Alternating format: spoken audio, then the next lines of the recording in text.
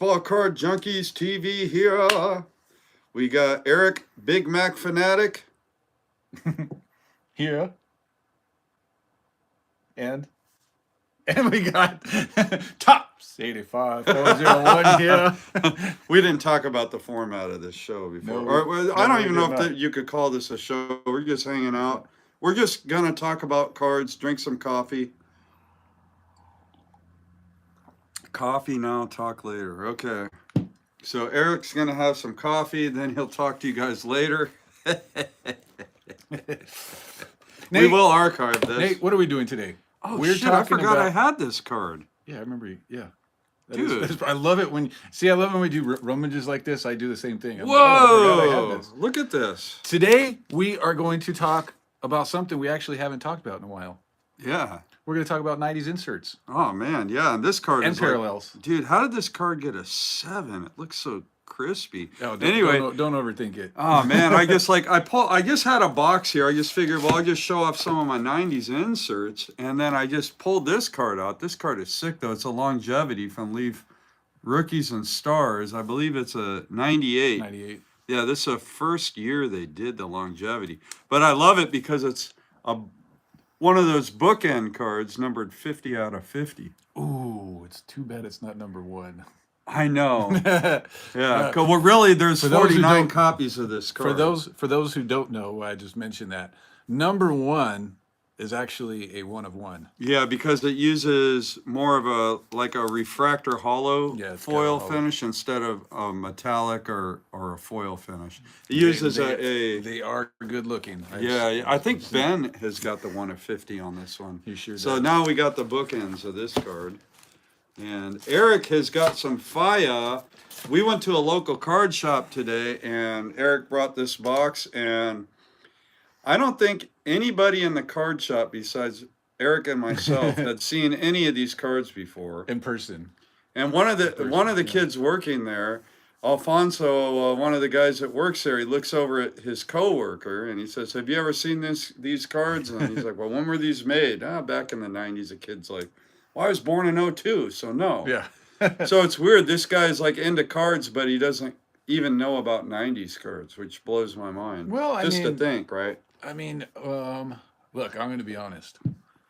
Well, don't. I was born in the 70s. Well, of course, I'm not going to lie. Yeah. I know, I'm joking. I was born in the 70s, and I am not even anywhere close to being an expert on 70s cards. So, or 60s or 50s. Well, I mean, yeah, because that would require you to be a vintage guy. Yeah. Which you're not much. I mean, you like vintage. I dabble in it. You're what you would call a novice vintage collector. Absolutely. I see something that looks cool and yeah, I get it. But I can't even tell my years apart sometimes. Yeah. However, 90s cards, that was like, so that was in my heyday of collecting. And I was thinking about this on the drive over here today. One of the reasons I like 90s cards so much is because I really like the hunt. I like the manufactured scarcity. I like that you gotta really search for these cards for sometimes years to get them. I think that's part of the fun. I really like that because it's more. It takes more than just the money. You know, I mean, some like the vintage. If you want a 52 mantle, you can get. If you have the money for it, you can get it. You can get it. You can get it anytime you want. But if you wanted to get, say, a 99 star rubies, Mark McGuire, just because you have the money to buy this card doesn't necessarily mean that you can get it. Yeah, that is for sure. I wonder if we could flip the camera around. I wonder if it'll affect the live stream so that we could get the, you think the shine. The shine will look better? Yeah. So let me try flipping the camera around. Which we're gonna do it this way. Oh yeah. That See, does look there better. we go. That's what we're talking about right there. That looks a lot better. So So this is actually the subset card, and I brought this because, to be honest, I like this better than the base or the flagship card from the set. Yeah. So this is the subset.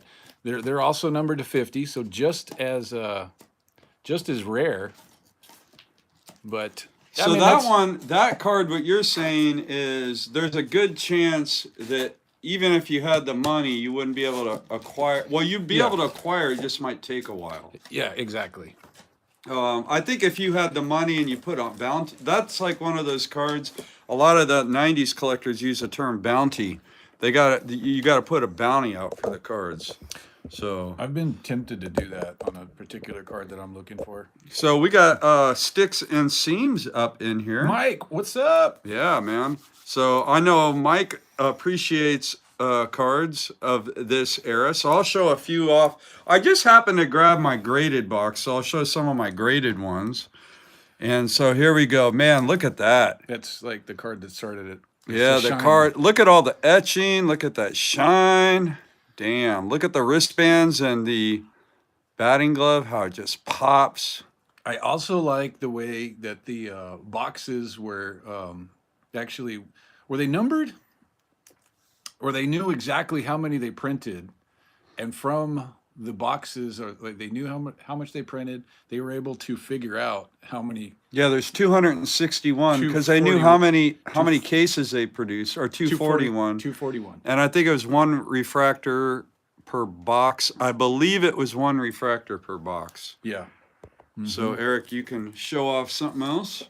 Eric brought some fire, guys. So if you want to see some absolute fire.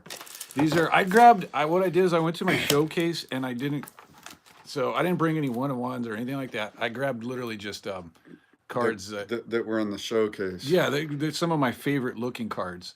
So like this one's not really expensive card, but it's the technology behind it. This is the Bowman's Best 96 Atomic Refractor. So we got 3D 80s kid up in here, and he's saying he was busy in college during this era. So he's here for check out some different kind of cards. So yeah, man, the 90s, you know what I loved about the 90s too, is there were so many manufacturers. There we go. This way. That they all had to compete for your dollar. It wasn't like I was gonna mention that. Yeah. That's why this innovative stuff came out, because you had to make a good looking card because you didn't have any. You had your choices of manufacturers to buy from. Yep, it wasn't like just one manufacturer. Here's another one. Love that shine from the 1998 Bowman's Best, or Bowman Chrome, excuse me. And this is the golden anniversary refractor. That's a nice one there. Those are numbered at 25, aren't they? Yeah, this one's numbered out of 25. Yeah, that's a tough sucker. Yeah, yeah. There's a number. Mine is 15 of 25. So these were, I don't know how much these were, how hard it was. Probably a case hit, I would guess. It's hard enough to find just the regular gold one, but the gold refractor, really tough to find. When I was showing my cards to the kid today at the card shop, he pointed out, he's like, and you can tell that it's a refractor. He's like, when you open a pack now, he's like, sometimes you gotta like kind of tilt it to the side to see if it's. Oh yeah, that's what he was mentioning. He's like, these are really obvious. Yeah, yeah. You know, and then I pointed out to him the fact that this one that I just showed had the. This is the first time they used the technology what they use now on the super refractors. Yeah, it's that gold vinyl technology, I guess you so call cool it. Looking. Yeah. So here's a card I just really love right here. From 1997 score. These are the artist proofs. That's a good one. Yeah. So I guess they like a lot of the term now. I'll flip the camera over again. Yeah, that shine looks really good like that. Yeah, maybe the prism. Dude, that is sick. Or whatever is what they called. Yep. But anyways. Or as Aaron Davis would say, yeah, buddy. For sure. So that's a cool looking card there. See, innovative. You want to talk about innovative? See, I'm not even. These cards have. These are in no particular order, but look at this. Donruss Preferred. This is the precious metals. They actually put gold in this card. What is I think it's a gram of gold. It says 1 gram fine gold, 999.9%. I mean, how cool is that? These aren't serial numbered, but has a print run of 100. I'm gonna flip the camera over here so you can get a better look at that. Is that 97? This is the 97. Yeah. Yeah. Is Bond? Yeah. Look, he's in an A's uniform, so Yeah. that's why I grabbed this one versus the 98. Bonds is in there. I got the Bonds. Is he from gold this. as well? Bonds? Yeah, he's gold. Okay. Yeah. So here's a nice one. These ones were from Pacific, and these were the hollow silver. Oh, that's such a. This tough is what card. is it? 19 Pacific Paramount Berry Bonds holographic silver. Man, it took me years to track this card down. I don't know why it took so long. I'm thinking because it is. I think it may get overlooked. I do too, because on the back the numbering is hard to see. That's 66 out of 99, and the base card uses a silver foil, but not a holographic. Yeah. Silver foil, so they might yeah, like you said, they might get lost in the shuffle. They might get overlooked, but man, you ever notice that even some stuff that's obvious with Pacific, even if it may look completely different, they're still so tough to find. Yeah. I mean, like, some of the Pacific parallels I've been, Yeah. I think all the Pacific cards I need, every single one of them is a serial numbered card, and I've probably never seen it. Well, I think a lot of them ended up in like retail stores, and maybe they didn't all sell, or kids are buying. Who knows? By the way, what is up, Orlando? I see you're here in watching this. Collector's dream. Yes. So I got to show this card off because I had a love-hate relationship with this card for years. Yes. And it is the Pinnacle Skyline from 1996. And the reason why I didn't want this card is because I called it the Full House card. I didn't like the skyline that Pinnacle used for Barry Bonds in and San Francisco, because I guess these houses now are known as a Painted Ladies. Yeah. I don't know if they were known as a Painted Ladies back in 96. I got a picture on my phone. Yeah, but anyway, and then of course the San Francisco skyline has changed a lot. But you got the what do they call that tower? To me, this is a set right here that I blah wish blah Full McGuire, House card. I wish McGuire was in that set, because I just think these are so cool looking. And I thought for years, I was like, "You're crazy, Nate." I was like, "That I don't even collect Barry Bonds, and I want to get that card." Like, I think that card is just so cool. Yeah, I like it now. I'm glad I got it. And I remember it used to sell on ComC for like $25, and then it started to creep up. By the time I got my copy, I think I paid like $90, and now these things sell for like $250, $300. So a couple hundred. It's a good looking set. Yeah, it is. It's a pretty popular set with collectors for some reason. So I believe this is Pinnacle Plus, 1998. Pinnacle Plus. This is the Team Mirror Gold, and oh man, these are a serial numbered card. It's got Mo Vaughn on the flat side. Thank goodness McGuire's on the front. But I can't remember if this. No, it's not serial numbered, but these had a print run of 25. So yeah, Bonds has Albert Bell on his, which I don't have the card. Yeah, this is a tough card. I'm glad I have that. Yeah. And beautiful. I mean, the shine on these is. Yeah, man, that thing I love it. Pops. Man. I love looking at these. Yeah, buddy. Here's a classic. So the kids at the card shop were familiar with the Crusade only because Panini has used that brand since.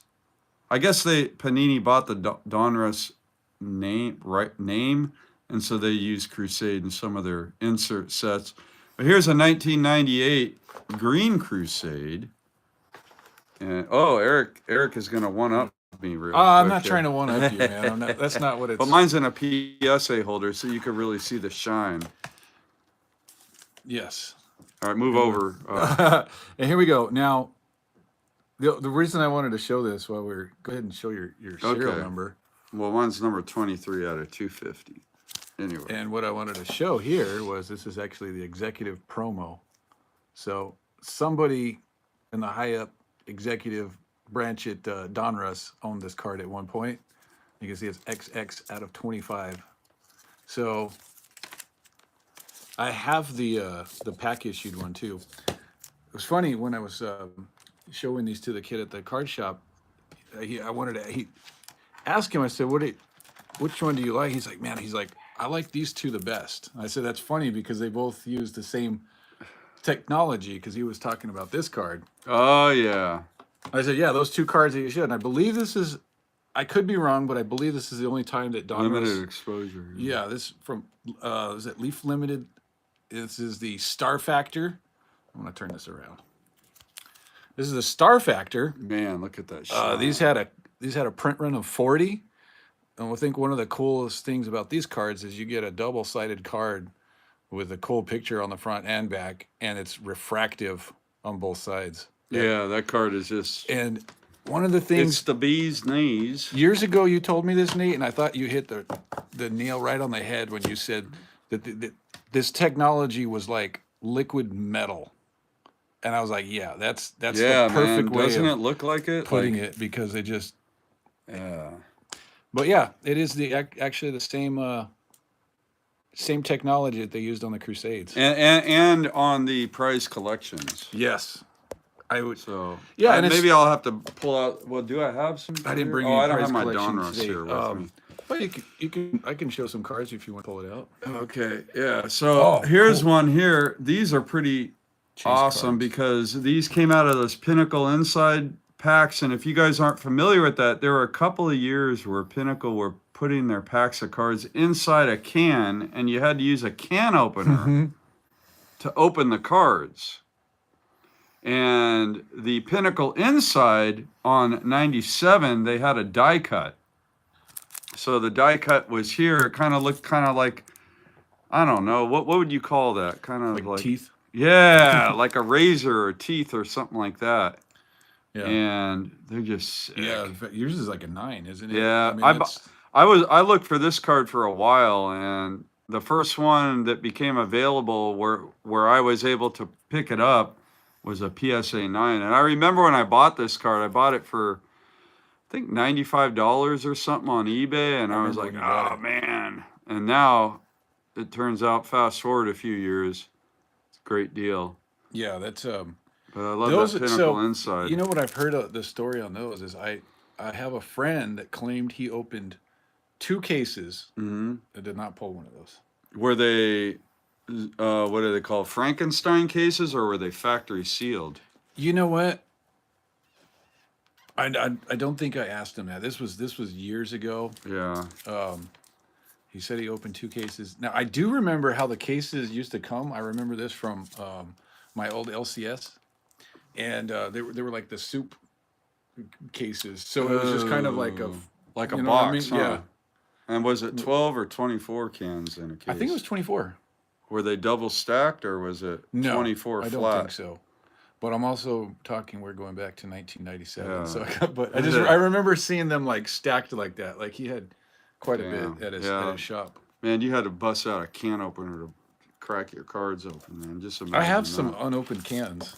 Oh, dude. Yeah, I want to get a Bonds unopened can. That would be cool. It's I mean, since I got the Pinnacle, you know, the big insert. So, yeah, I'll put this box away, and I'll grab my Donruss while you show off some more cards.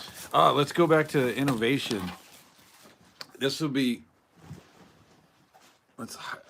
hard to see on camera, but this is the Gold Dome holographic from 99 Top Stars and Steels.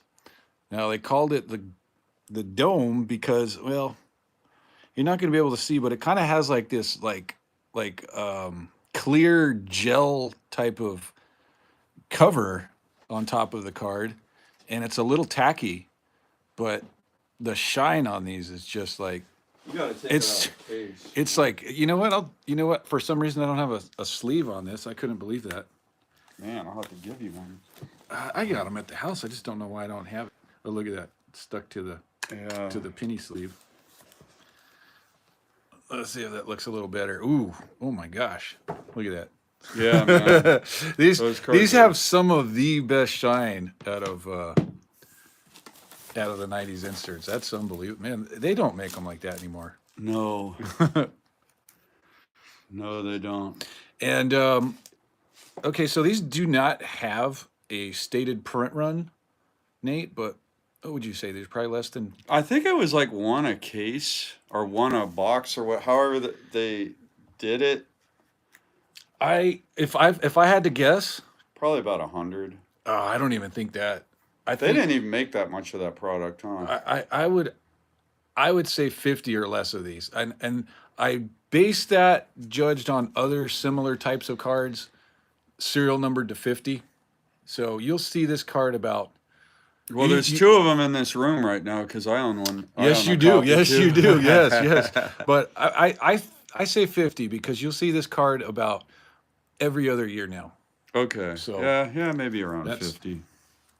So here are the prize collections that we were talking about earlier. Ooh, yeah. And so this is my favorite prize collections card. It came from Donruss Preferred, and this is the Preferred Power subset card. But for whatever reason, man, these things just pop. It's that Donruss technology we were just talking about. Yeah, they took that refractor technology and they made it really nice. Let me take it out of this bag. Let's see how much more it pops. Ooh. Yo, man, that bag was dulling it down, but look at that shine. Yeah, that is a really good looking card. I remember when you got that. I love this. That is those have got to be in my top 10 favorites.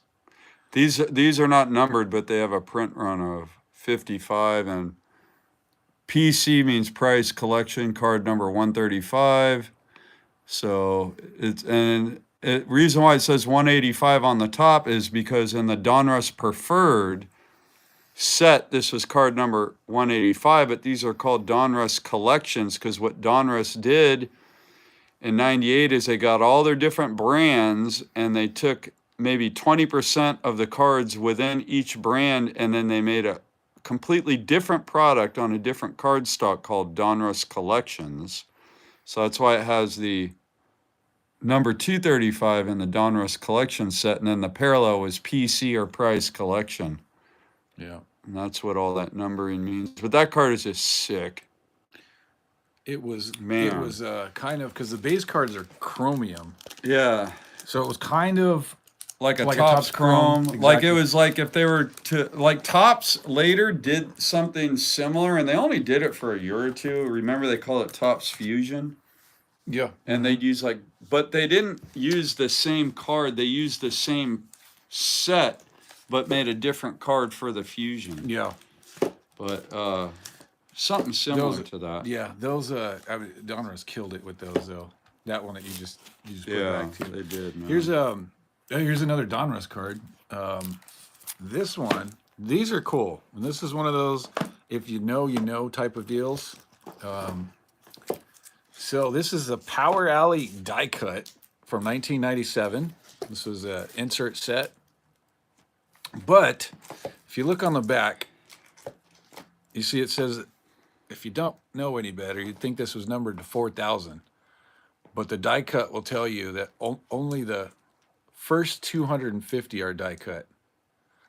So you see that's serial number 191.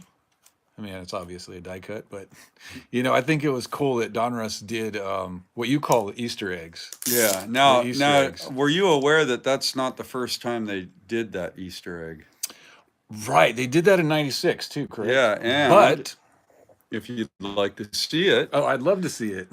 So there is a 1996 Power Alley die cut. And again, as you can see, this one is numbered 64 of 5,000. I believe in the 96, the first 500 or 4 or 500, I forget what it is. I think it's 5. Are die cut. So they did die cut more of these than they did in 97. But man, that card is just beautiful. Love it. Yeah, Love that. That is cool. Yeah, you got the foil technology. That's a lot different. Yeah, and then there's a die cut right there. So the base one looks like this, and as you can see on the side, there is no Yeah. die cut. And There you of go. course, the numbering is much higher because it's a non-die cut. So they're both part of the same print run, but only the first 500 had that die cut. So cool. Cards there. Yeah, McGuire, he didn't have a 96, so I'm glad you were able to show that. Yeah, That's yeah, cool. I guess I figured maybe he didn't have it because. Let's see. I'm just gonna pull out a random here. All this right. is just a favorite of mine. I love the way these look. This is I think it's Pinnacle Plus, or is it just Pinnacle? Yeah, that's Pinnacle Plus because Pinnacle. Oh, this is the gold artist proof. Yeah, that's regular Pinnacle, and that's they made the gold artist proof. Yeah, because they had the regular artist proof. Look at they did that, which would be like the middle card, and then this was the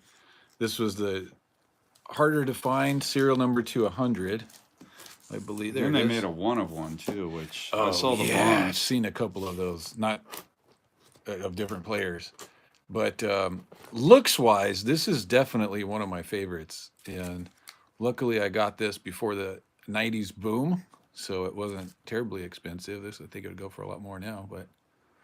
Yeah, the gold artist proof, man, from Pinnacle. Now this card here is going to make Eric look at his phone real quick. But we got the diamond access from the Leaf Fractal Matrix. This is probably the most confusing product of all time. And there's different products that cards similar to this come out of because they have the materials and the fractal and the yada yada, and then you got Different 97 accesses, and 98. And diamond it all has access. to do with like trigonometry. I'm going to be honest. I don't understand that set. I don't either, and I don't understand trigonometry, so it probably makes sense. But anyways, this is the diamond access. Yeah, you have different die cuts. You have different.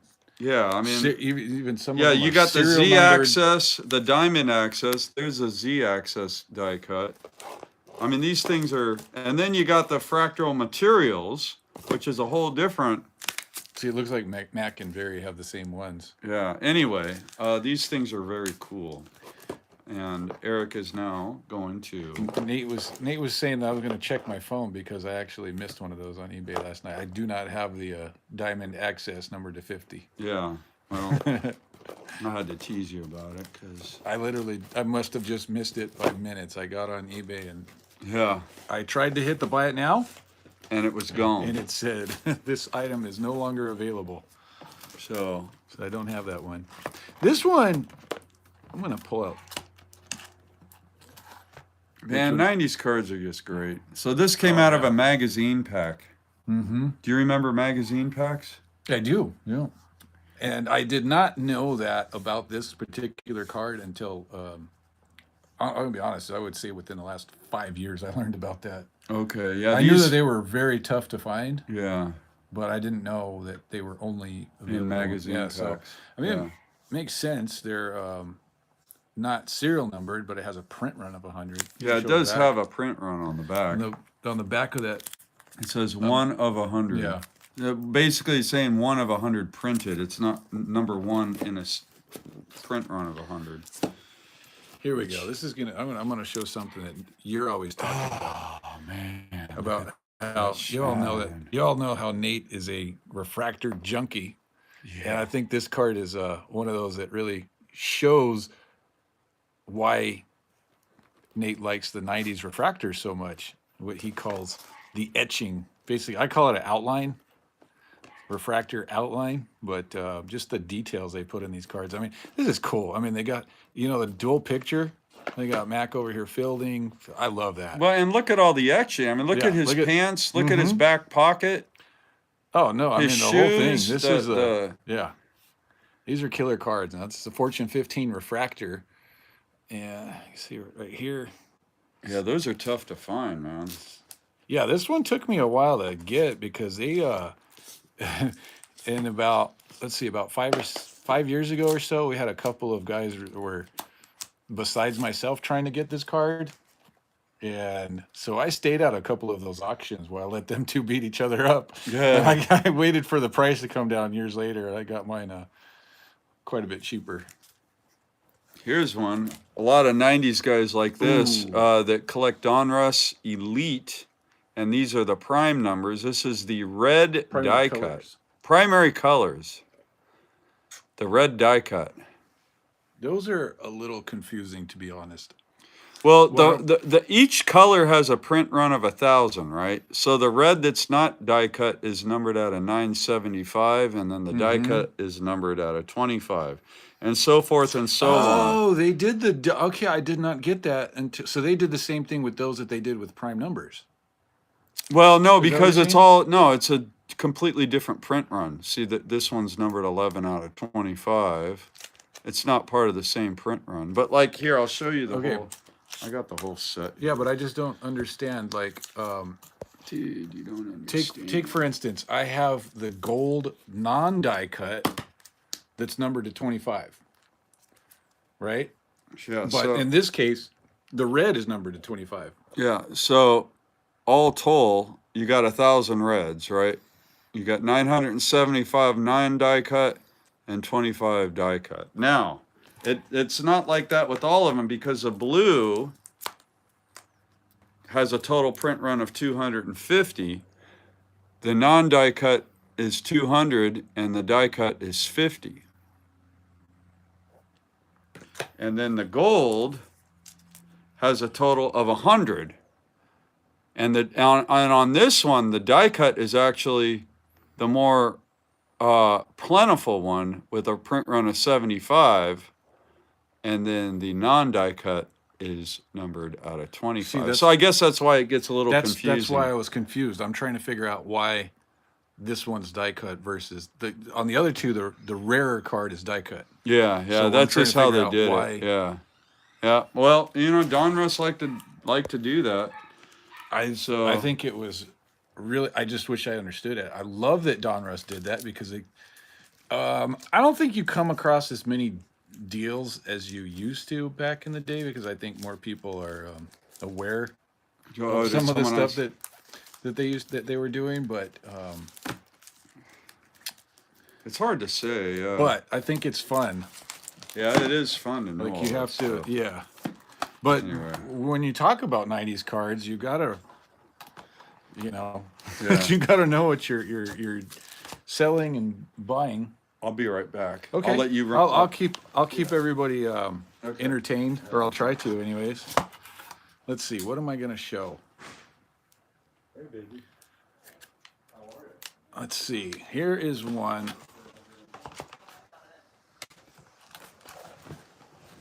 I'm gonna show from 2002 Topps Chrome. This is the black refractor. And what's so special about this card is this is actually the first year that they did the black refractors. So these are pretty heavily set collected as well. So you're not only battling out with other player collectors to get these, but there's a lot of people that collect this set apparently. Because in it being the first year that they made these, it's really popular. But Topps did a heck of a job on these. They're good looking cards, and they are serial numbered out of 50. I think it's number 1 out of, yes, I do. I have number 1 of 50.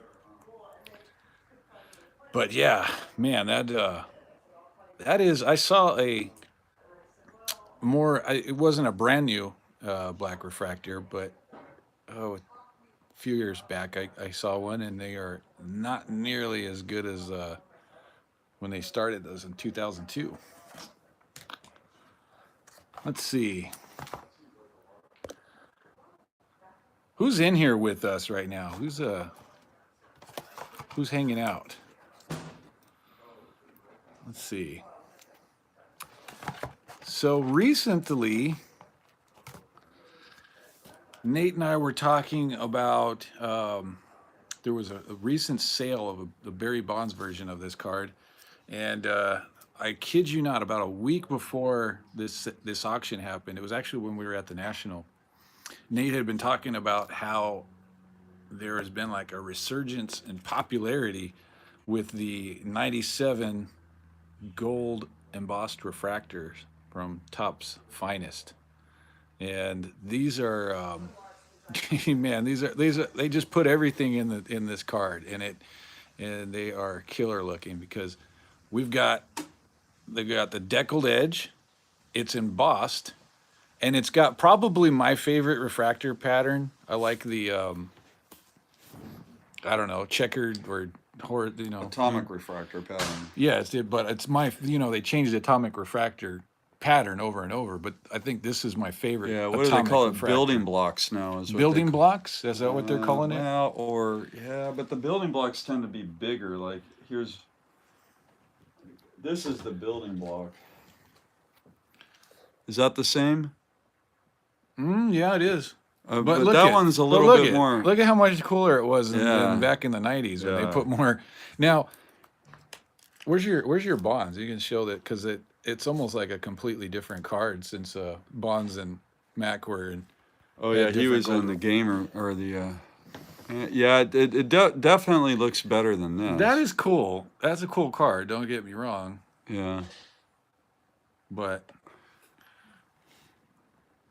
I think I'm going to be honest. I think Panini does a better job these days with their shine. Oh yeah, because like you got does. the etching. Look at the etching on the uniform. Like Topps, they don't need the etching because they got the licensing. I think that's kind of like their attitude, right? Like this is good enough. We got the licensing, so nobody can compete with us. But sometimes when you're trying harder, it shows. What else are you going to show, Nate? I got about 4 more cards in this box. Okay, well, I'll show a few more cards and then we'll wrap it up. So, let me see. I like this card a lot. Let's go with this one. Oh. Doesn't matter. I can switch it over. Donruss Timeless Treasures. This is like getting into the early 2000s a little. But I remember I got this one from the famous JM collection before he started selling off his, like he was like moving his duplicates, and he had a duplicate of this one. But this one's numbered out of 10. This is 4 out of 10. Wow. But that's a cool card there. I love like the older cards that are numbered to 10 because they truly are hard to find. The older cards numbered out of 10. Yeah, like stuff that's like 20 years old. They're already in collections. Yeah. It's like if they haven't, they've already made their way to their permanent home. Yeah, until someone like. So here is a card. Yeah. So I have all the full run of this, but this is actually my favorite card. It's a subset card, and this is the 99 PMG MLPD. And I don't know, I think this one's kind of cooler looking than the flagship base. It's numbered to 50. What is that, 41? I like the flagship base myself. I do. I like it too. It has like that rivet, and Yeah. the name is like in like a metallic block. It looks like I like them too, but block. I like this the MLPD. I even like the Caught on the Fly. I mean, the whole run is good looking. Yeah, but, they are good looking cards. This was part of the basketball crossover because you and I can both remember when these cards were not priced nearly what they are what they are days. now. Like Yeah. this is these got out of hand. Man, so some I think 90s. Do you have this one? No. Okay, Ben has this. Yeah, it was on Bonds. COM-C, and I just let it sit there because I didn't like the card. Anyway, and now I regret it. Anyways, I think Upper Deck, you can find some of the best value for rare cards. Upper Deck is one of those brands, but not everything is like that. But man, like this card here, here's a nice one. The Prime Reserve. And the reason why I like this one is it came out of like a junk product, or I don't know if you kid product. More like it was the lower end. Yeah, this was the lowest end of the lowest end, but they were only numbered out of 100. So I don't know how many boxes you have to open just to find one. They made so much of that product. Yeah, I remember. I mean, in every Walmart, every Target. When my brother and I were low on funds, that's what we bought a box of. Yeah. You know what I mean? Like, it was like, I can't afford a box of regular Upper Deck, but you know what? Yeah. I get collector's choice and have some fun ripping packs. And that was like, you could always count on them having that in stock, you know? Because Yeah. Now, how many boxes of this do you think you opened up as a kid? oh, particularly that year, not. Did you ever pull anything like this, period, out of collector's choice? Not like that. No. Yeah. So all the packs you and your brothers opened. No. Nada. No, I'm saying you can, and I mean, I want to say Upper Deck in general. Like, I have watched a lot of pack breaks, box breaks from '90s, and the Upper Deck stuff, man, just like It was hard to find those tough cards out of packs. Yeah. Here's kind of a '90s favorite from Upper Deck Retro. If you guys remember, these came out of those lunch boxes. But that is called the Quantum Leap. A lot of collectors like this one, 90s player collectors. This is kind of a so hard to find. yeah must-have for the collection, I guess, for a 90s You player got collector. that within the last 5 years. Yeah, yeah. I got it probably 2019, 2020, 2021, somewhere in there. Finally tracked down a copy, but glad to have it. Heck yeah. So Didn't you have a story on that? I gotta take care of my dog. I'll be right back. Okay. Here is one of my Hey guys. personal favorite shiny cards from the 90s. This comes from 99 Fleer Brilliance, and this is the 24K. So I have actually only seen 2 of these ever for sale. Actually, I didn't even see the other one for sale, but Rated Rookie just bought one at the last National. I never saw it. I guess he bought it before the night after I was talking to him. The next morning he bought one. But yeah, as far as the shine goes, this has definitely got to be one of my favorites, the 24K. And I kind of feel like I don't have it in the right lighting for some reason. I just feel like sometimes we can capture that a little bit better. Oh no, that is not a good capture. Let's turn it around and see how it looks. See it look from over here? Yeah. I mean, there's more glare, but yeah, there's something about that card when it hits the right lighting. But you can see, I mean, they're numbered to 24. So yeah, that card is ridiculous. Man, my I don't have the bonds. my eyesight's so bad I can't even see if I have this upside down or not. Oh, here, let me see.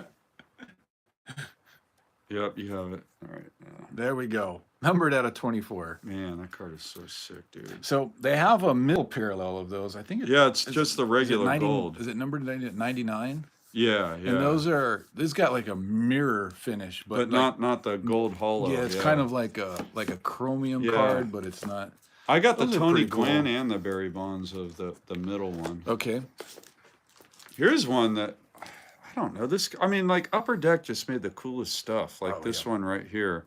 It's die cut, has hollow foil. They definitely had a different style. It's numbered. Oh, this one is cool. It's numbered 25 out of 70. Ooh, jersey number. I know, huh? You're a super collector. I don't know. You know, Eric and I have had this conversation among ourselves a long time, and it seems like the longer I've been collecting, the less of a super collector I feel like I am.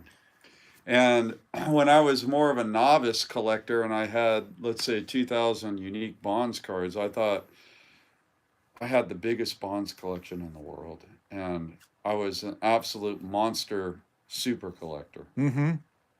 And now I have like 6,200 plus Bonds cards, and I just feel like I'm just a player collector. I don't know. Because a super collector is just going to have just like the stuff that makes kind you of. drop. Well, it's because I know the what jaw-dropping I know stuff. what you're getting at, because there's a few guys that we would definitely consider player collectors, and we do these themes in some of the groups we belong to, especially the 90s group, and where sometimes somebody might show a card and these guys have the complete run of every set that we ever show. And that's why you're like, oh, I'm missing one of these, I'm missing one of those, but so I mean, I think you're a super collector, Nate. Well, I think I'm super and I'm a collector, but I don't think I'm both. And I one, mean, I don't think I'm a I, super collector. I mean, I think it's pretty safe to say that you have one of the top. I'm not going to say you have the best or the top, but you would definitely have one of the top Bonds collections Well, at in the least the round. top So, 25 for sure. oh man, I would say it's higher than that. But I mean, Yeah, when but I don't know. I feel like a super collection is like a collection where like somebody will pull out a box and literally every card in that box would take you years to find, or you have to put a bounty out for. hmm They're not necessarily expensive cards or anything like that, but cards you can't find. I got. It just came to my head when you said that. Not when you said not necessarily expensive. It was that There's a lot of from Triple expensive cards Crown, that you could find anytime you want. 2001 Triple Crown, purple. Do you have that one? Triple Crown. Yeah, Fleer. Wasn't that the brand they did? Fleer something Crown. Oh, Isn't it okay. Triple I know Crown? what card you're talking about. Yeah. It's a very. To be honest, I did not know. That is a card I learned about from Ben, and it was for $3 for sale. It's the only time I've ever seen one. It was a retail card, $3. It was the purple version. You never. Do you have that card? I think I do, yeah, Bonds. Yeah, But I me don't too. know. I might have to look because they made Triple Crown for about 3 or 4 years, and I'm not sure which one was the '01. Oh yeah, I think. Yeah, some of those retail cards, if it went to a retailer that didn't sell all the cards, not all those cards made it into circulation. I feel like a lot of them just got thrown out. Yeah, I mean, yeah, we've had that discussion before. It's just, But yeah, I mean, I don't know. I just feel like in order to be a super collector,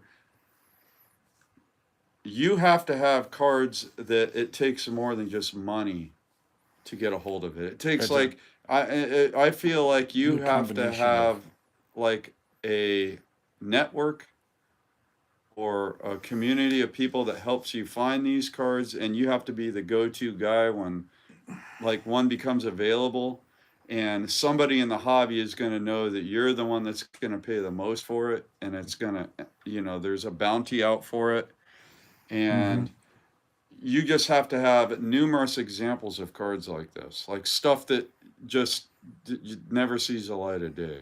hmm And there are collections out there that are like that, collections that nobody knows about even, and some of them are Yeah. public, but I bet you there are a few private ones out there as well. Anyway, Yes, definitely. There's a guy I know that lives just north of me in the Bay Area. Nobody's seen him. I'm one of the few people that's ever talked to him. And apparently, it's speculated that he has the biggest Mark McGuire A's collection. And he has every single. I know I've bought several cards off of him where he's had extremely rare cards, numbered to like 25 and whatnot, or yeah. 50. Well, they're all A's, but, really tough cards to find. He's had multiple copies of them. Like, it's really funny. And I know it's been a while, but he's outbid me a couple of times. He'll spend some money, Yeah.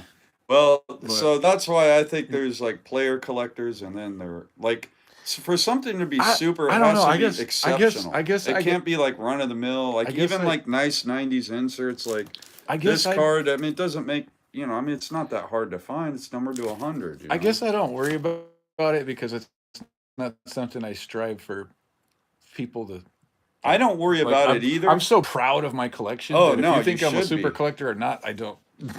No, the I don't. only It doesn't bother me, no, I'm not So trying to like. I'm not. It's just that okay. I guess the reason why I've developed this opinion over the last few years isn't anything other than I've seen collections out there that I could barely comprehend when I was looking through them. Like, how do all these cards end up in one person's collection? And then seeing these types of collections makes me realize that yes, I have a really nice collection of like if you were to say, okay, Nate, you got a nice Bonds collection. Absolutely. I'm not saying I don't have a nice Bonds collection. I'm just saying that it's not like some of these collections I've seen that just make your jaw drop to the floor. And every single card, you're like, how the hell did you end up with that? Some of the That's a super some collection. of the collections I'm thinking of that come to my mind when you're saying that, they're all older guys. They're all where they would have had the funds in the 90s to buy some of this stuff. So I think it's a longevity thing and being able to have the income. Because, look, I'm just be honest. In 1996, I did not have the money to buy this.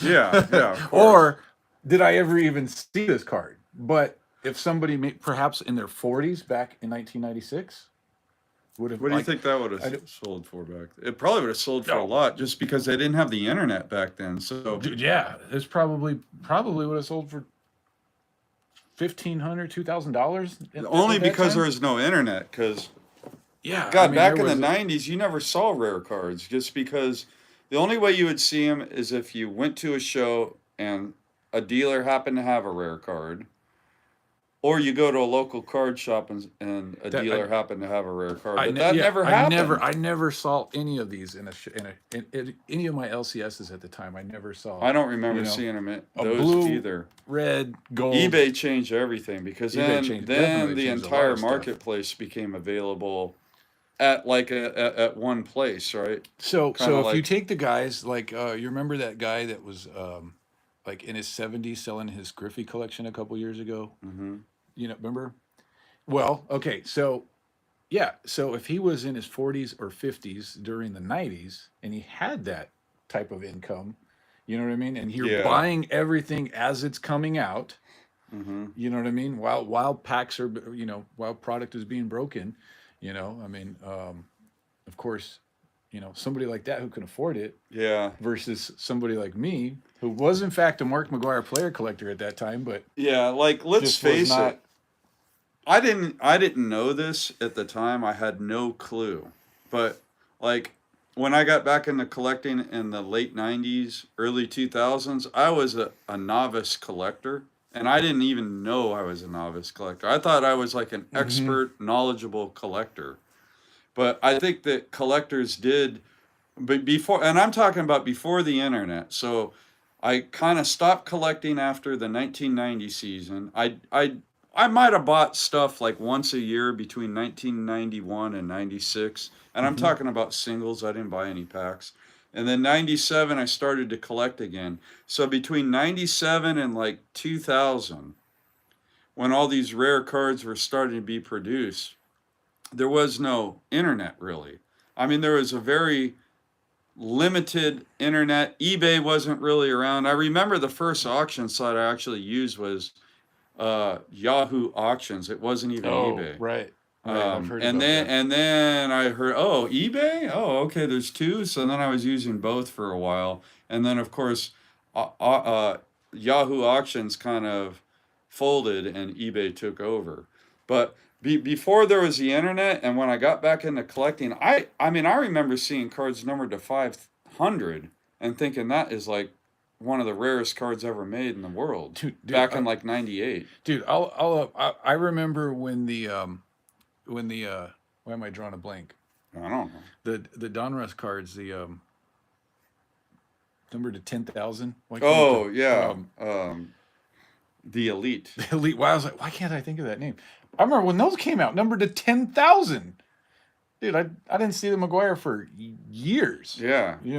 I mean, this is all before the internet. So the only way you could ever even have an opportunity to buy as a novice collector, keep in mind, I'm talking like you and I were novice collectors. Absolutely. We didn't even know it. Absolutely. The only way you could really find that stuff, there had to have been a big network of people that had that stuff. Or people that opened up cases and cases and they cases. They were doing the and National cases back and then, cases. so I'm sure if I went to the National, I could have probably gotten one, but I didn't. That's what those 90s, I bet you 90s collectors had to go to the National to find a lot of that rare stuff. The only reason I even knew what that card looked like is because Beckett had the black and white picture. And you know what I mean? Yep. So they would change it like every month, like one month you might have McGwire and then it might be Bonds. And, that's the only reason, that was the only time I saw that card and knew what it even looked like. Yeah. But anyway, after seeing some of the collections I've seen, that's why I don't say that, because I don't think any less of my collection, that I'm only a player collector. I say it because I've seen collections and I said, okay, now that's a super collection. That makes my collection look like chump change. I don't know about chump change, but Yeah. but I see what you're getting at. Now I kind of get a better idea of why you've been thinking that way. Yeah. I don't know, and I guess for me, I don't think about it too much because I don't like. It's just not something that you worry I, about. yeah, I'm not. Yeah, I'm not gonna stress out over. I don't know, man. So when I see a hell of a collection, I just really appreciate what I'm looking at, and I can appreciate the effort that the collector went to, and even the income that they had to, or the money they had to spend to acquire those cards, and the effort and the networking and just everything involved with a collection like that. Take for instance your buddy, the JM collection. Mm-hmm. Now that dude started collecting bonds in what, 87, 86? Yeah, I think 86. So 86. basically, he was prospecting at the time. Mm-hmm. Yeah, he was. You know He what I told mean? me, So, he's like, I'm lucky. He said, because, yeah. he told me it could have been Bonilla or Andy Van Slyke or anybody, Oh, and he, man, for whatever imagine. reason, he chose Barry Bonds. Yeah, because Bonilla was, I mean, Yeah. Bonilla Bonilla was better than Bonds was early really on. good. Yeah, he had better numbers early on. And Andy Van Slyke was kind of Andy like Van Slyke was their best player yeah, for a long time. for sure. Andy Yeah. was all, yeah, wow, that's nuts, man. But And he went with so I mean, Bonds. it was somebody, and then apparently that gigantic Griffey collection, that guy had collected them since '89. Yeah. So I know that when that collection got broken up, there was a lot of Griffey collectors that were coming out. I heard several times, this is the only copy we've ever seen.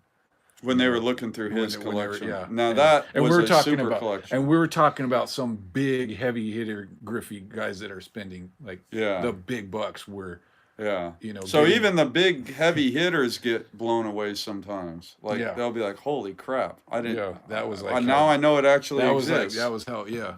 Yeah. Anyways, thought we'd touch on that just because I think it's a fascinating subject.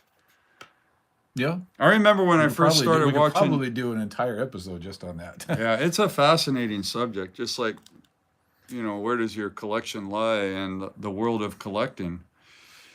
Yeah. You know Hey, what? thank you, Garrett. So we got Garrett in here. I just put my glasses on so now I can see the comments. I know.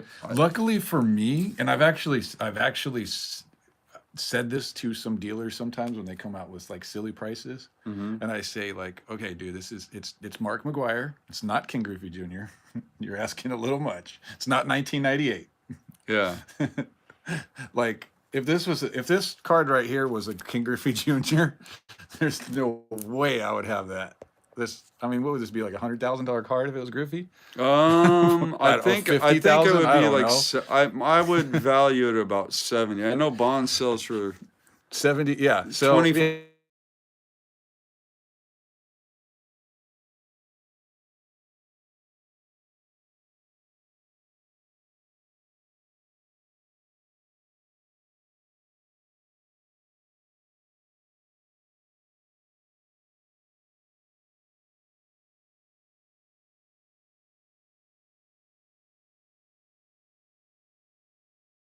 man, these things got out of hand, huh? Yeah, Let's I see think what happens if we. there we go. Okay. Yeah. So, yeah, they're numbered to 50. And luckily I got it when I did because I wouldn't be able Card is to. so sick. I would not spend the money that this would probably go for now. So, lucky to have it. Yeah, I think the Griffey now, because you know what, Griffey cards I think right now are not in their prime because a couple of big Griffey collectors have left the hobby for one reason or another. I mean, So that so will definitely affect you it. go back a year or two, that would be $100,000 card, but I think it's closer to 70. No, now, you're if it's a Griffey. You are right? absolutely right because if you take out a couple of the guys there at the top. Yeah, we're of not those- going to mention them, but we know who we're talking about. Yeah, if you take out one or two guys, that is going to affect The it price a lot. a lot. Yeah. Yeah, because like the third, like on an auction, sometimes somebody had commented, put a post on YouTube the other day saying, "Oh, I'm the idiot," because there were The third highest bid was $25, yeah. and I paid 120. Yes, because that some was other in guy the, paid, you know, a it bid was the 119. super. Somebody put a post in the super collectors Yeah. group. So And- that's how cards go exponentially up in value so Oh, quickly. for sure. Because Yeah. one thing, I was about to tag Jeffrey in that, and it's say, you remember these days. Yeah. Because Jeffrey and I, he's now a very good friend of mine. But before I knew him, we used to really battle it on eBay. I mean, Yeah. because- So it would be, and the prices were silly. It would be like, you know, me or Jeffrey would be at like $500, and then, you know, and then the other bidder would be, you know, like $490, and then the person below that would be at like $200. yeah. So you guys are bidding yourself up like 2.5 times. It was me and him, Yeah. you know, like that we were, and so yeah, you take one of us out of the equation, and that, you know. Yeah, that's how prices. That's why I think Griffey cards you're going to see a lot of drop because I know there. Well, you got two Big-time collectors two that big Griffey dipped collectors out. So Yeah. So those and then Bonds is catching up just because you got so many more Bonds, especially with this Herman collection. I think it's like brought a lot of attention on Bonds. that was an unreal collection. That was Oh yeah, some of that's the one stuff of those I've seen collections from that made me say, yeah, I have a nice collection, but this guy But had a super it was collection. different. Well, I it noticed was- the cards that guy focused on are different than the cards that you focused. Well, yeah, he was focused on post home run record cards, and I'm talking about single season home run record. Like There's a lot of relics he and probably autographs. started collecting Bonds in like the early 2000s. I got a card out of that collection. Oh, I know you did. Yeah, you did. Yeah. And I know I already showed this, but are you gonna go ahead? No, show it. I was show gonna, it. this is my last card I'm gonna show, and this is like hands down, no doubt about it, my favorite card in my collection. Oh man, This is such a a sick card. 1996 Select Certified Mirror Gold. This was a game changer. I mean, in my opinion, this was like the first rainbow since they had. I mean, well, they had a base, they had artist proof, they had the certified red, the certified blue. Then you had the mirror red, the mirror blue, and the mirror gold. And it was the first time you saw like very limited print runs, you know, with this being at only 30. And this was like the card I always wanted and never thought I would ever get. In my opinion, it's the coolest because, you know, I'm a little biased because Mac's in an A's uniform. So, but Yeah, and this I is- watched that auction end. that was that was I that was watched you the know countdown, and I knew Eric won because I knew what his bid was on it. yeah, I remember I remember I was so let's see. I'm trying to flip it around. I was actually sick to my stomach when this thing was counting down. Like I could not believe like how nervous I was. And That's great, man. because my bid was like more than double what it went for. So I mean, Yeah. I was in such shock, and I was Yeah. paying for it when you text me. You're like, "You serious?" And I was like, "I hope." Well, I you hope know so, what? 'cause- I mean, because I remember there was like almost like at least all the stars from that set got listed on eBay. What about in 2018, 2019? It was the before end the of- pandemic. It was the end of 2018. Yeah, and I remember the card that sold for the most, and it makes sense, but it was the Kirby Puckett. Mhm. And that's because there are no big Kirby Puckett cards. I mean, his career ended right around 96. Yeah, that's the Kirby That's to the get. Kirby to get. So every Kirby Puckett, I think the Puckett sold for like 7,500 or some absurd price. It was, and Conseco was Sold like for like, well, three- yeah. 3,000 something. Yeah, because Tanner was probably battling out with Tan- someone else. Tanner, Yeah, that's a Tanner won case that of card. two That was the first people- time he had seen that card. Yeah, that's a case of two collectors probably brought that card from like 500 to 3,000. Yeah, two guys. Two And guys, see, right? Now, It just takes two now guys. check this out. Like, this card is a perfect example of this happening. Jeffrey was not collecting at this time. He took a little break from I think like 15 to 19. Ah, so In had that he time, been in around? that time period, I You were- got so many cards when Jeffrey was on his break, and Joe Ring was on like I just totally said his name. Yeah, that's all right. I don't think he'd mind. I believe he was on a little break because we talked about this later on, and he said he's like, "Oh, I saw that. I couldn't believe how much it sold for." It was like, but he wasn't on eBay like every single day anymore. So had it been you, Jeffrey, and Joe going after that card, your top bid wouldn't even have probably been. At that time, I think it would have. You think you still would have got it? I think I still would have gotten it. Yeah, I would. It would have cost me a lot more, but I think I. But yeah, it's just. It just takes. I think it takes two big pockets for a player to go up in value, double or triple. From the '90s specifically. Now, vintage, no, because there's so much vintage out there. There's just plenty of vintage. I'm sure it happens. Also, like a PSA 6 1956 Mantle. There's thousands of those. So those would probably. Well, I don't know if there's thousands, but there's hundreds of them. I wonder if that. And if you I lose this one, I know I could find another one. But like something like that, you're just never going to see it again. Something like this, you're never going to see it again. If it or this, you're never going to see it again. So it's just like vintage behaves differently. It takes more than one or two people for vintage. I think vintage is just kind of like just more of like a blue chip type thing. Where you're not going to have as much volatility. I think that's probably true, Nate, when you're talking about the mainstream, just Topps and Bowman cards. Yeah, that's what I'm talking about. If you want to getting into the stuff that like Rick collects. But the stuff about those like oddball cards. Mm-hmm.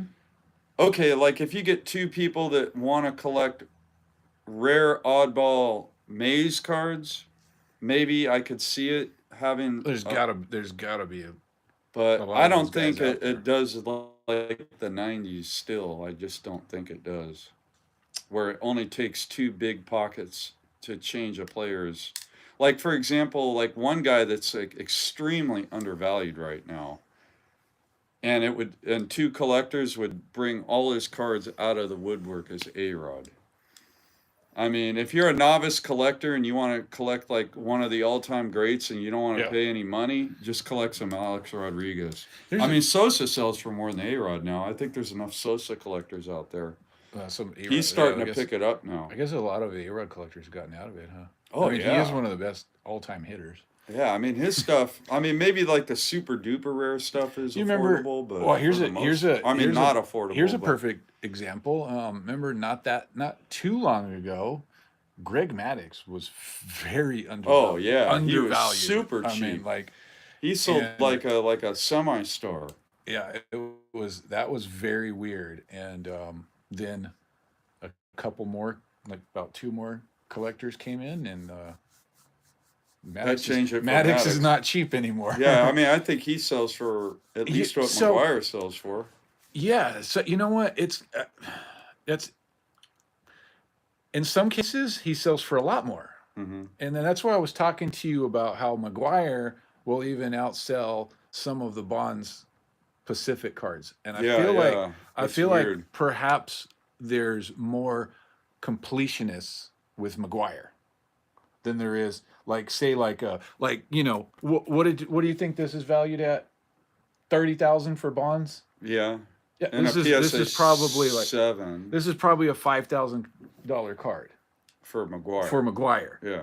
But so I mean, when you start talking about these huge cards like this, Bonds is gonna crush McGuire, right? Mm-hmm. But when you talk about something like maybe like a 1996 or a 1999 Pacific Platinum Blue, the McGuire might sell more than all the time. I do see that. Yeah, like the McGuire might sell for 80 and the Bonds could sell for 60. Yeah.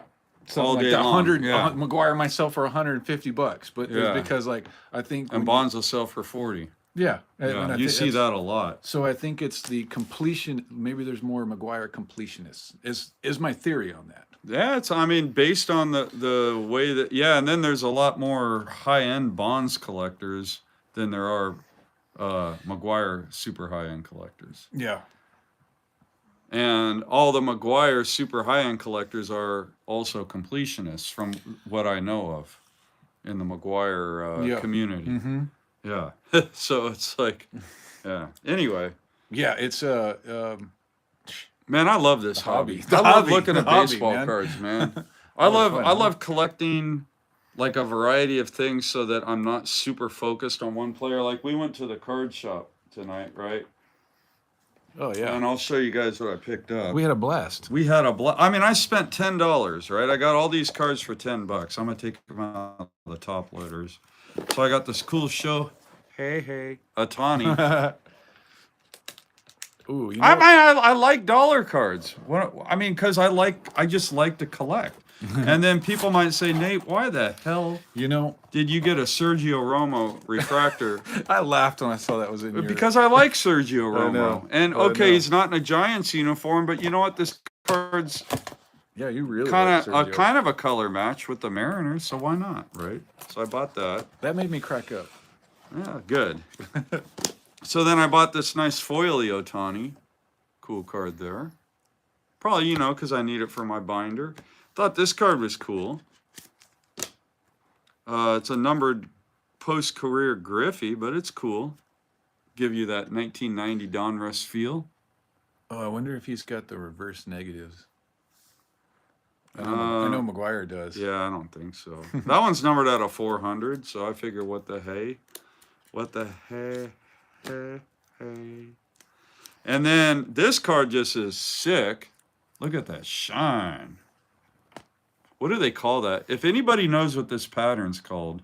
You know somebody. But guys, I just love collecting all kinds of cards. I'm not just stuck on high-end bonds, and maybe that's why my bonds collection isn't as complete or like in the super collection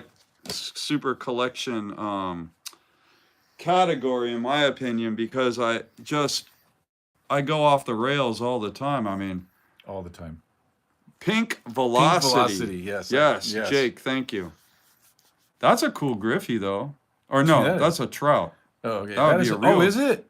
Yeah. So they Stadium Club Chrome Refractor. That's a cool card. Well, that looks man. like what, like the 95? Look at this. Kinda, yeah. I like it. They didn't have. It's a cool card, man. So I'm pretty sure this that's is what my that $10 investment, so I can just have something cool to put away tonight. So here we go. This card is sick. So we had the Pink Velocity, and then what's this one called? I don't know, but man, that's some damn nice shine, man. To that atomic we were talking about earlier. Oh man, that's some damn nice shine. Look at that. Damn. Panini shine is. You know what? This is the type of card my granddaughter would just like enjoy. It's because it's so shiny. Guys, I love being a grandpa, by the way. Panini's shine kills tops right now. Yeah. And then, okay, so here's an example of top shine. Oh, yeah, there you go. Wah, wah, wah. I mean, it's all right. Yeah, but that's not come anywhere on now. near as cool as that. Yep. And that's what was what's one of the things that was so cool about the 90s. Yeah. So what did you pick up of the old LCS? You know what? Mr. I Eric? picked up a few Ricky Hendersons, and you know what? I don't think this is really shiny, so I don't need to put the light on it. What is this? Well, it has a holographic foil Topps Tribute? Oh, yeah, on there, yeah. Topps Tribute. Ricky Henderson. I love Ricky. Hell yeah. You know who else loves Ricky? Who else loves Ricky? Ricky. Ricky also loves Ricky. Yeah. This is from Buddy. Select. I think what is it? Is it Panini Select? I can't remember. Yep, but Panini Select. This is cool. I like the picture. All your favorite hits. Stuff. You know, Ricky, if I was not a McGuire, if McGuire wasn't my main focus, it would definitely be Ricky. And I'm kind of lucky that that it turned out that way, because Ricky can get very expensive. Yeah, like he has a lot of hardcore playing days high-end insert collectors, because all this and his like mid-range stuff like sells for more than bonds and McGuire, I think. Not just his A's cards either. Like when you start when you yeah, go to Boston, some of the Seattle, San Diego, all of them, they can get. You know, one time I was like, hey, I'd like to have a 93 refractor, Ricky Henderson. Yeah. And I went to go look at how much those go for, and decided that's not going to be a card added to my collection. But Nate found Oh it. yeah, I don't know what this is. This card has a blank back. Wow. I didn't realize that looked that cool at the shop. I knew. I put it in my pile, and I knew that Eric was going to take it. But check this card out. We were talking about like today's swing with the launch angle. Batters tend to drop their shoulder to get that launch angle. And Eric was commenting on this card because he was saying, like, look at that perfect swing from Barry Bonds. So it was short, compact. Not everybody could produce power from a swing as compact as his was. Yeah. I mean, it was so quick. I mean, but, you know. Yeah. Anyway, that's a fun. And is that Javi Lopez? Yeah. I see Perez. Oh, Perez. Yeah. I think this has got to be circa 93, 94. You think so? Maybe a little later. I was thinking later. He's not using the sand bat there. I was thinking late 90s. Yeah, it's hard to say. This thing is cool, though. Yeah, I mean, the swing is awesome. I got this for $2. So this is my newest addition to the Bonds collection for a whopping $2. I said, you know, that's a hell of a deal for $2. I'm gonna turn the camera around on this one so you can see. Oh man, yeah, that card. This is so Nate was about to buy this card. He was flipping through the. Were you looking through the A's box? I sure was. Beat me to the A's box at the LCS, and then he handed this to me. So man, that is a killer looking card, and I just realized that it kind of has a similar, like very similar. They call it scope. Scope? It's a scope. Yeah, that's a green scope is the name of that parallel. Let's see. Let me. I pulled out the wrong stack. Yeah, get that freaking PMG out. Where the heck did it go? It probably ended up in my collection. You ain't getting it back either. I'm about to get hit in the jaw. No.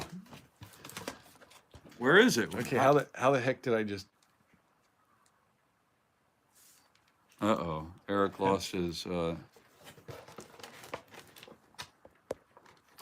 Having a little bit of technical difficulties here. Okay, this is kind of funny that this is happening. Yeah, where the hell is that card? Like, dude. It's in that stack there. There it is. All right. It was caught up in between a couple of slabs. So here, I'll hold that one. Okay. Here, I'll take it out of the penny sleeve. Yep. Well, look at that. I mean, that is pattern. Awesome that they. How cool would it have been if they would have done like a red and a green and a like a blue or something, a gold. That is the same exact hollow foil. They use the same man. That's freaking sick. Which also, what is it? The 2000 SPX used that technology too. Oh yeah, yeah. They call it the poor man's PMG. How crazy is that? Yeah, here, I'll get. Actually, you know what? I might have that. Oh, you probably got that right. Yeah, I just happen to have my upper deck cards. I just gotta find where's SPX. There it is. There it is. Let's see. The poor man's PMG. Look at that. Look at that shine. So I guess apparently they don't have a patent on the. Well, I mean, the company that produces the foil pattern has a patent, and the card companies just buy the pattern from them, right? They don't, like, the card companies don't have any kind of patent on that technology. The company that they get that from, right? Because, like, if you ever listen to that interview with Kramer, he just bought the patterns from the company. Oh yeah, apparently he was gonna. Yeah, he didn't make the patterns. He was gonna choose. And that's how so many patterns ended up. Oh yeah, he's like, oh yeah, I'll take your penny sleeve. He's like, oh, I'll just use all of them. Yeah, I'll do it. Why not all of them? Yeah. I mean, because he's a collector, right? That's why Pacific was so awesome, because a collector. Because it was a collector-run business. Company. Yeah, that was very cool. Well, he was one of the bigger collectors in the 70s. Yep. Man, we had some fun. Man, that was a blast looking at these. Yeah. We'll archive this so people that want to hear us bullshit about 90s cards, show off a bunch of 90s cards, and then this pink flash. Velocity. Oh, pink velocity. Pink velocity. Man, I like that, dude. I do like Dude, this modern shine. I mean, I'm not. Look, I like 90s cards better than ultra modern cards, but man, some of this stuff is just fantastic. This pink velocity Oh yeah. is incredible. I mean, the only reason why I bought this card is because it looks cool as hell. If they would have had a Mason Miller or a Zach Geloff, I would have even bought a Geloff that looked like that. Yeah, If they had that one card today, is sick. you know. Man. If they had a McGuire, I would have bought like that. I would have bought it. Well, yeah, I mean, you did. You bought the. But I mean yeah, I love no, I love the ultra modern cards as well. Yeah, man. That's why I collect everybody and everything, because I can't just I can't dismiss other things, or else my collection would be too one-dimensional. Anyways, that's just how I feel. Everybody collects the way they like. But I just always have to have, like Eric always talks about, a steady stream of something new. Steady flow of cards coming in. Yeah, because Yeah. let's face it, We gotta have a Lou Rock calls it cardboard therapy. Sometimes it's just nice to look through your cards, yeah sort Oh, them, you know, maybe put some YouTube on. I'm sure somebody 5 years from now is going to be watching this video and it's archived, and they're going to be sorting cards. Hey, I know you're enjoying sorting your cards, getting your cardboard therapy. Cardboard So therapy, maybe 20 yeah, years, I don't know. Somebody might be watching this in the future and be like, "Yep, cardboard therapy." Oh, that's fun. You know, when I have sorting Saturdays, Yeah, sorting Saturday. that's what yeah. I do every Saturday. I put away all my cards. I'll put them in new. So I'll put it on my checklist the day that I get it, so I don't forget. Every once in a blue moon, I might forget, and Oh, and well, that's for another episode. but my whole thing goes where I get the card, I put it in my checklist, and then on Saturday, which I think you're the one that nicknamed it Sorting Saturday. Yeah, because I was like, oh. Every Saturday, I'll put my card into the new whatever Holder. kind of holder is going to be in, you know, sleeve, binder, whatever, magnetic, and then I'll put it away in its proper place, and that's Sorting Saturday. Yeah, Sorting Sorting What, a cup Saturday. of coffee, maybe a ball game in the background. Yeah, Yeah, and that is just like hanging out in your Mac cave, Big Mac looking over your shoulder, because Yeah. after all, you Yeah. are in the Mac cave. that's right. Yeah. Yeah, baby. That's right, baby. Hey, got to give a shout out to Ooh. Rick Vintage Oddball That Cards. Dude, So when I was doing That my is so national, sick. when I was doing my national recap, I talked about, I didn't show any of the gifts that people gave me, but I am wearing this shirt here, and this was commissioned by Scott there you go. Reindeer That's what I was gonna Studios, say. and so we were hanging out at the Misfits Airbnb. Here, let man. me lower the camera.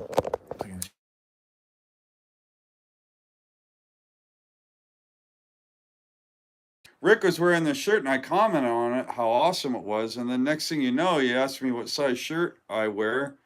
And Scott walked off and came back, and Rick bought me this Oh shirt. man, that is so cool.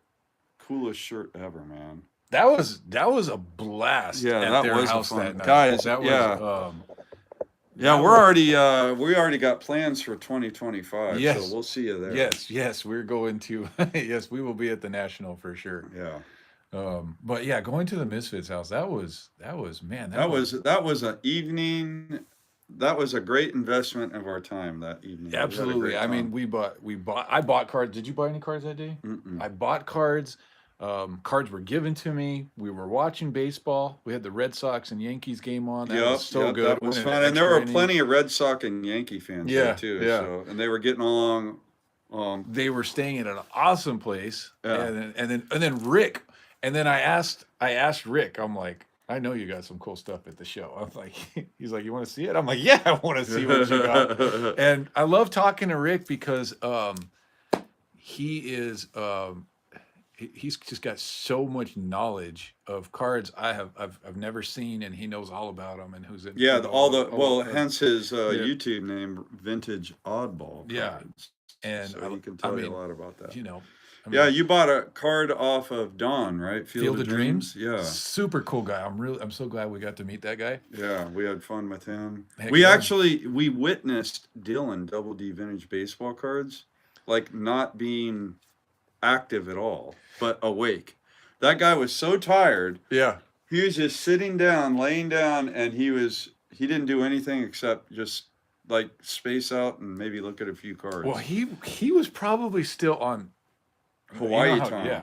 Which Yeah. is what, a couple hours. I mean, back that's from like us, or? that's like 6 hours difference from East Coast. I That think. would really mess me up. I Yeah, mean, that would tear well, my ass up. that 3-hour time difference worked out for me great Yeah. because we were staying up until like 2 o'clock, which is only 1 or 2 o'clock. So it was only like 10, 10 or 11. yeah. Well, what made me crack up is we stayed up till I don't 1 or 2 in the. I never stay up that late. And that night, the night before the national, first day at the national, Nate wakes me up.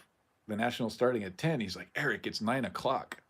Oh, because we And I was lost just 3 like, hours. I was like, what? Like, yeah. I haven't slept until how the heck? I haven't slept Well, till it's 9 to the o'clock since 3-hour my difference. 20s. Like, I was like, how the heck did that happen? Yeah, that was. But it was pretty only funny. 6 o'clock in California, so that Yeah, man, that made me crack up. Yeah, I guess we're going all over the place, but we had a great time, and we're gonna have more fun next year. Yes, we've already got a place. Let's see. So We're gonna bring cards to trade. it's us too. Yeah, I'm definitely gonna bring some. Yeah, because I did really well trading. some rare Mark McGuire. I got some duplicates. Yeah, you got some nice stuff, bro. Because if I ain't I moved all my because if my I don't got a rare duplicate, stuff. it ain't coming out of my collection. Yeah, no, I hear you. I'm the But same way. let's see. I know that. I have obviously- traded 2 unique cards before out of my bonds collection. But National 2025, we're in. Snoop is in. Aaron- Jay MVP is in. Aaron is in. Smitty says he's in. Yeah, Smitty, Smitty, Smitty. we're counting on you. Yeah, You're we gotta going. get Smitty. So Yeah, we're gonna have fun. That's the kind of the crew right there for Yeah. now. Yep. See what- But We're gonna have a good old time. Yeah, this is Oh, our yeah. first time hanging out since the national, I believe. Tonight. we've only been back like a week. Dude. Yeah. Well, we're having a good time. Oh yeah. Anywho's, yeah, we're gonna hop off. But everybody that watched us live, thank you, or watched a portion of this live, thank you. We had a great time, guys.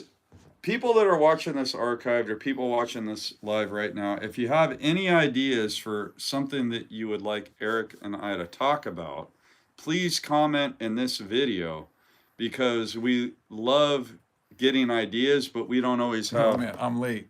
Sorry, Lou. You're gonna have to. We were just talking about you about 5 minutes ago. Oh yeah. Anyways, yeah, we'll archive this, but come up with a topic, and if we like the topic, we will talk about it. Yeah, that's it. Yeah. And we typically talk about a lot of things, so it won't be like an entire whatever time frame of us talking only about that topic. We might take 3 or 4 or 5 topics and kind of dove into a few of them. Yeah, that would be cool to do an episode like that. Where we Yeah, that would be several that topics. would be fun. Generally, we like to show cards. So Okay, so Lou wants to do a collaboration with him, so that would require us to use StreamYard. oh yeah, yeah. So we could definitely do a StreamYard. That would be fun. Mm-hmm. And then plus he's East Coast too, so we're gonna have to coordinate that. Yeah, yeah. But I guess if he's still up right now, I'm sure he'll be. Oh, everybody on East Coast time stays up a lot later than us West Coast folk. Anyways, we're gonna hop off, guys. Thanks for tuning in. And what are you going out with? I'll go out with some of my new pickups. I'll go New out pickup, with huh? showing 3 bonds 1-of-1s. So